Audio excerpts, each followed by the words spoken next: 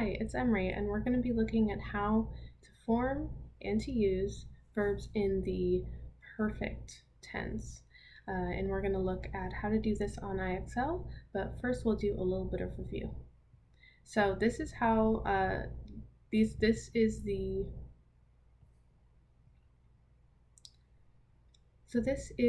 activity on IXL for use the perfect verb tenses. Remember, to use the perfect tense, we use the subject, the verb have, and then the past participle.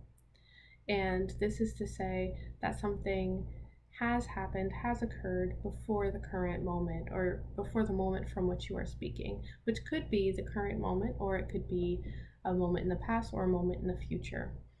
So for example, I will have had breakfast before 8 a.m. is a future tense.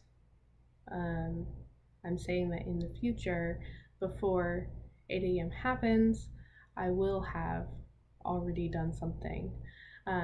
Whereas in the past, I could say I had already moved out of the state when the tornado happened. So there was something specific that happened, the tornado, and I had already done something before that happened. So those are two examples. Now let's talk about how to conjugate this verb have. And when we say conjugate, we just mean match the verb to the subject. And we're going to do this in each tense. So to begin, we have our different subjects: I, you, he, she, or it, which remember we can replace those pronouns with the nouns that they're referring to, we or they, and then we've got present, past, and future. So the verb have in the present is just have, and it's also you have. Wow, it would help if I could spell, but it's he, she, or it has, so it's a little bit different. We have and they have. In the past, it's I had, same with you, you had, he, she, or it had, we had, and they had. So easy. All across the board, it's the same. And then the future, it's also super easy. It's just we will have, all across the board. So I will have, you will have, we will have, and now my table is kind of going crazy. But there you have it. So that's just a quick review, and let's see if I can move this. There we go, it's a little bit easier to see.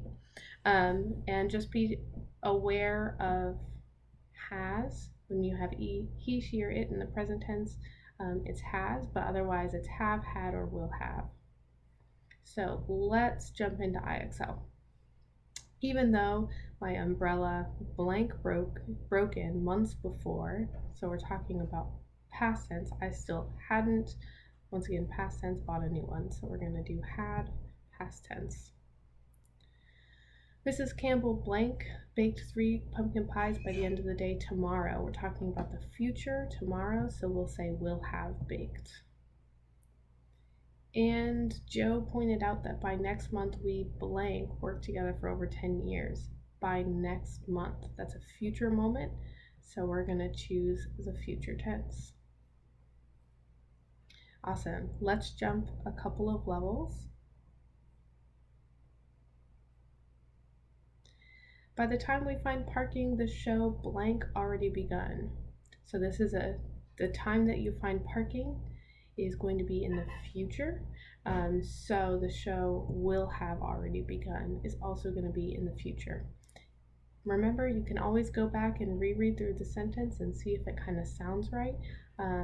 Balancing that critical thinking with that intuition is really important and a tricky skill to develop in doing grammar and writing. By the time we find parking, the show will have already begun. Awesome. The reporter blank done a lot of research before he wrote the article. Wrote is in the past tense, and so whatever the reporter had done was before he wrote the article. We're going to do had. All right, and now check out, after you do this, you're going to check out the next video where we'll talk about how to form the past participle in order to form the perfect tense.